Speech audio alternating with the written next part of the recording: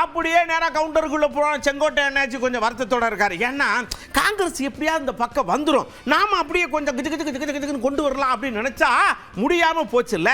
அதனால விரக்தியில் சில பல வார்த்தைகள் அப்படியே பூ போல உதிர்த்துட்டு போயிட்டார். என்ன பொறுத்தவரை சொல்றது எங்களால் அவர்களுக்கு நன்மை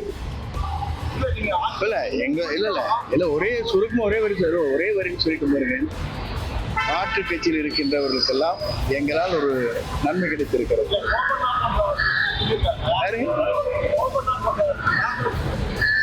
இல்ல தனி மனிதனை சொல்ல முடியாது, என்னுடைய ஒரே கருத்து அவ்வளவுதான். எங்களால் அவர்களுக்கு கூடுதல் சீட்டும் நல்ல வாய்ப்பும் கொடுத்திருக்கிறது. போய் நயினார் அண்ணன்ட்ட கேட்ட உடனே அவரும் சொன்னாரு, இங்க இருங்க, சும்மா அவர் கேட்ட உடனெல்லாம் தூக்கி கொடுக்கலாம். இவங்க உட்காந்து மூக்க சிந்தி அழுதுகிட்டு இருந்தாங்க. அவங்க ஏதோ போனா போதுன்னு ஏதோ பொண்ணுக்கு 2 கொடுத்து விட்டாங்க. அந்த கூட்டணி சும்மா கலகலத்து கூட்டணி, ஆனால் ஒன்றும் வேலைக்கு ஆகாதுங்க அப்படின்னு அவரும் சோகத்தோடய சொல்றாரு. அவங்க பல்வேறு பிரச்சனைகளுக்கு இடையில தான் அந்த பேசி முடிச்சிருக்காங்க. அது அவங்க ஏற்கனவே கூட்டணியில் இருந்தாலும் கூட பேச்சுவார்த்தை முறிந்துருமோங்கிற அளவுக்கு கொஞ்சம் பேசிட்டு இருந்தாங்க. இப்போ அதை பேசி ராஜ்யசபா எக்ஸ்ட்ரா வாங்கியிருக்காங்க. போராடி தான் இப்போ ராஜ்யசபா வாங்கியிருக்கிறாங்க. அண்ணாச்சி, நீங்க அவங்கள சொல்லிட்டே இருந்தீங்க, அது ஊரம் கூட்டணி விட்டு பேப்பர்லாம் முடிச்சு விட்டாங்க. நீங்க உங்க ஏரியாவில் ஆரம்பிக்கலன்னா ஏங்க, எங்க கட்சி பெரிய கட்சிங்க, ஏகப்பட்ட பேர் இருக்காங்க, ஒவ்வொருத்தராக பேசணும். அப்புறம் தலைமையில மோடி ஐயா அமித்ஷா இருக்காள்ல, அவைய வந்து பேசணும். இதெல்லாம் சாதாரண விஷயம் நினைச்சிட்டு இருக்கீங்களா அப்படின்னு கண்ணீர் வராமல் அழுகிறார். தேர்தல் தேதி இன்னும் அறிவிக்கப்படலை. அது தேதி எப்போ வேணாலும் அறிவிக்கலாம். இருந்தாலும் கூட எங்களுடைய மாண்பு உள்துறை அமைச்சர் அமித்ஷா அவர்கள், எங்கள் அகில இந்திய பிரசிடென்ட் நிதின் நபீன் அவர்கள், மதிப்புக்குரிய நமது எடப்பாடி பழனிசாமி அவர்கள், இவங்கெல்லாம் உட்கார்ந்து பேசி தான் அப்புறம் முடிவு பண்ணுவோம். நாங்கள் ஆனால் இங்கே ஒருத்தருக்கு புன்முறுவல் அப்படியே பூத்து போயிருக்கு. வாங்கிட்டார்ல எம்பி சீட்டு, இருக்காதா அப்படின்னு 200 சீட்டுக்கு மேலே ஜெயிக்கா பாரா, இங்கேயும் நாற்காலியில் உட்கார போகிறோம்னு சொல்கிறாரு. பாப்போம். நடக்கின்ற சட்டமன்ற தேர்தல் களம் எங்களுக்கு சாதகமாக இருக்கிறது, எங்கள் கூட்டணிக்கு சாதகமாக இருக்கிறது. கடந்த 5 ஆண்டு காலம் ஒரு கொடுங்கோல் ஆட்சி தமிழ்நாட்டில் நடைபெற்று முடிவுக்கு வந்திருக்கிறது.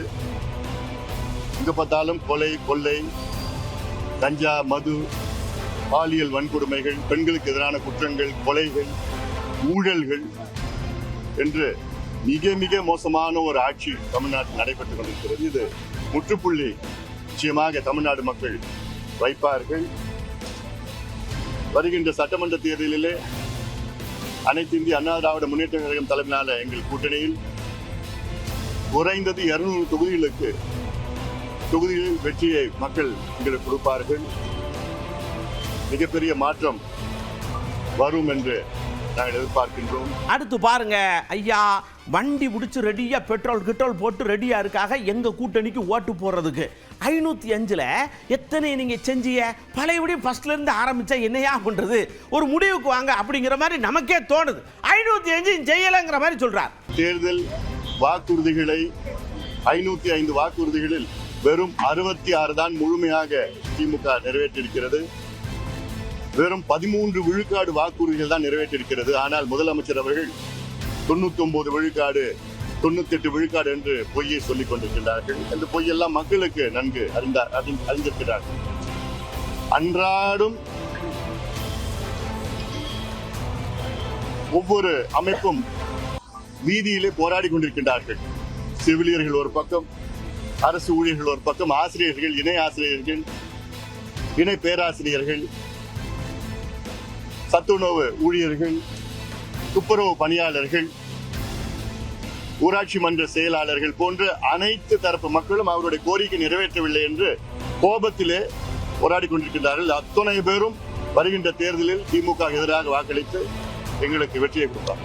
அந்நியார் வந்தாங்க, எல்லாரும் மனசு குளிர்ற மாதிரி சந்தோஷப்படுற மாதிரி தானே நான் சொல்லுவேன்னு சொன்னோம் இல்லையா, செஞ்சுட்டேனா.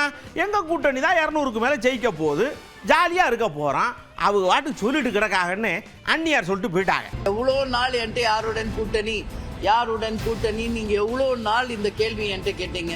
நான் என்ன உங்கள் ஒவ்வொரு இடத்துலையும் சொன்னேன், எங்கள் கழகத்தில் இருக்கும் மாவட்ட செயலாளர்கள் அனைத்து ஒன்றிய நகர பேரூர்களில் கிளை கழகத்தில் இருக்கின்ற ஒவ்வொரு தொண்டரும் விரும்பும் ஒரு கூட்டணியை இந்த முறை நிச்சயம் தேசிய முற்போக்கு திராவிட கழகம் அமைப்போம் என்று சொன்னேன்.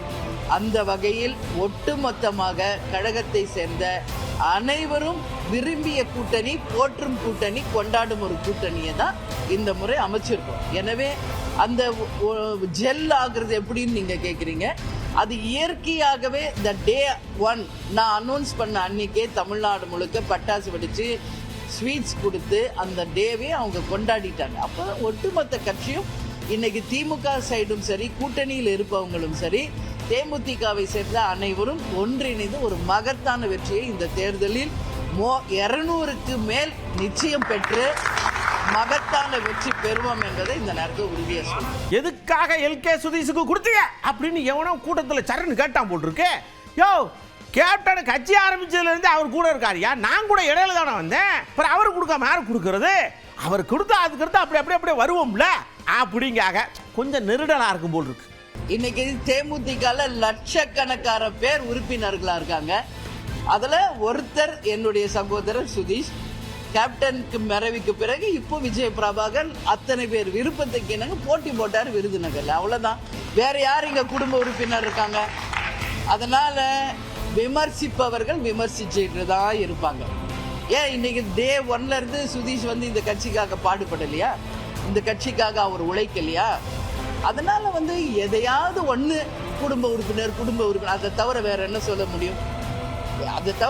சொல்ல முடியும்? இன்னைக்கு லட்சக்கணக்கான உறுப்பினர்கள், நிர்வாகிகள் இருக்கின்ற இந்த கழகத்தில் டே 1ல இருந்து இன்னைக்கு வரைக்கும் கேப்டனுக்கும் எங்க கழகத்துக்கும் எனக்கும் துணை நிற்பவர் சுதீஷ். ஏன் கொடுக்க கூடாதா? ஏன் அந்த போஸ்டுக்கு அவருக்கு என்ன அருகதை இல்லையா, உரிமை இல்லையா அப்படின்ற கேள்வி தான் நான் கேட்பேன். ஐயா, தயவு செஞ்சு நீங்க வாட்டுக்கு குடும்பத்துக்குள்ள குதூகலமா கும்மி அடிச்சு வண்டியை ரயில ஓட விட்டுறாதீங்க. செவனேன்னு இருக்கிறான்.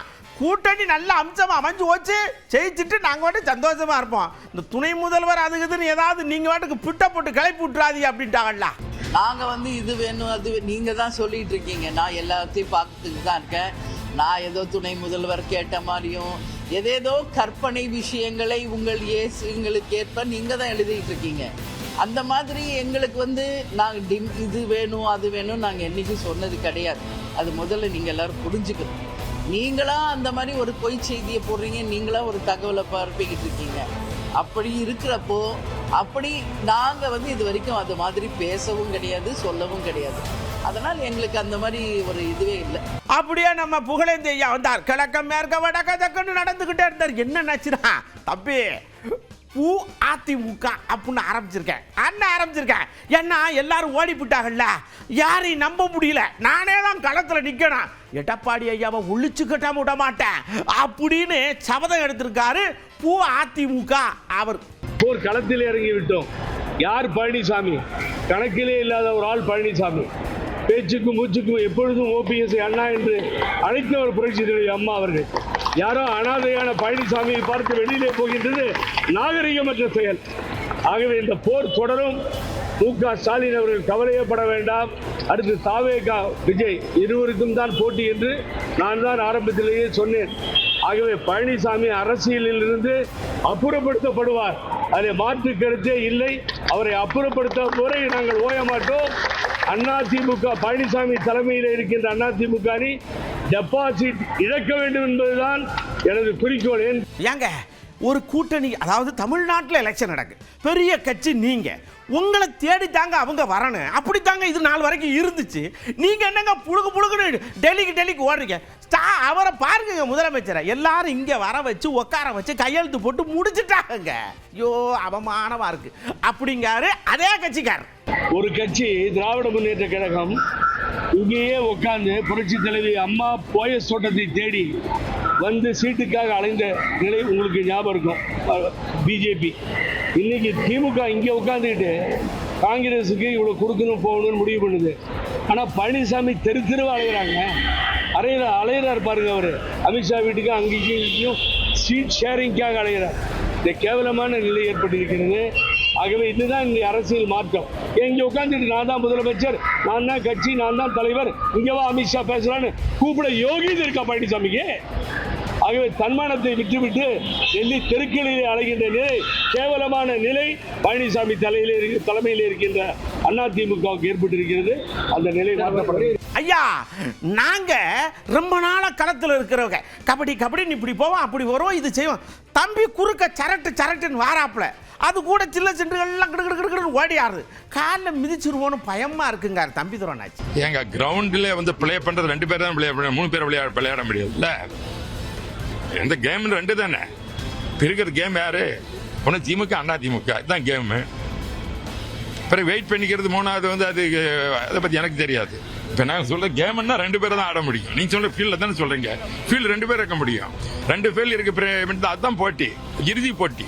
இந்த இறுதி போட்டியில் தான் நடந்துட்டு இருக்குது. செமி ஃபைனல், குவார்டர் ஃபைனல்லாம் முடிஞ்சு போச்சு. இப்போ ஃபைனலில் நிற்கிறது வந்து யாரும் கிரவுண்டில் இருக்கிறது அனைத்து இந்திய அண்ணா திராவிட முன்னேற்ற கழகமும் திராவிட முன்னேற்ற கழகம் 2 தான் போட்டி. இந்த போட்டியிலே யாற்று விரிவில் மக்களுக்கு நன்றாக தெரியும்.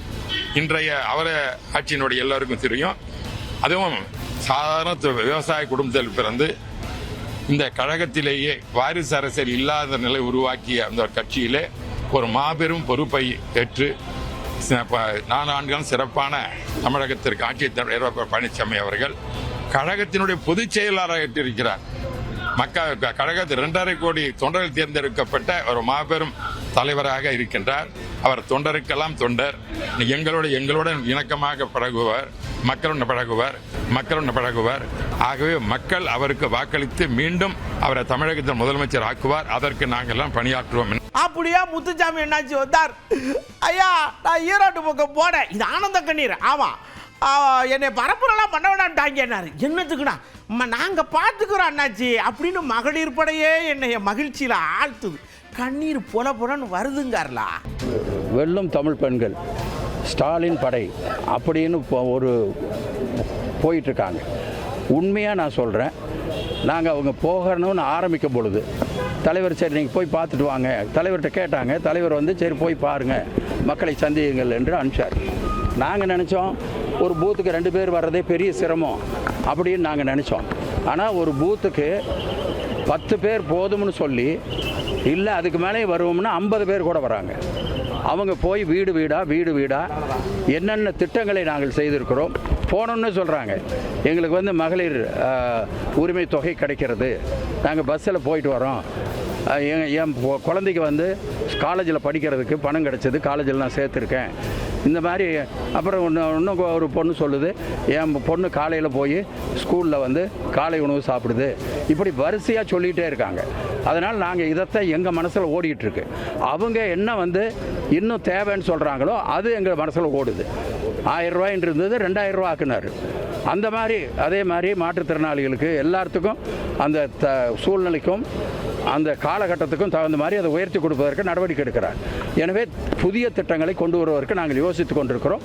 மற்றவர்களை பற்றி நாங்கள் யோசிப்பதில்லை.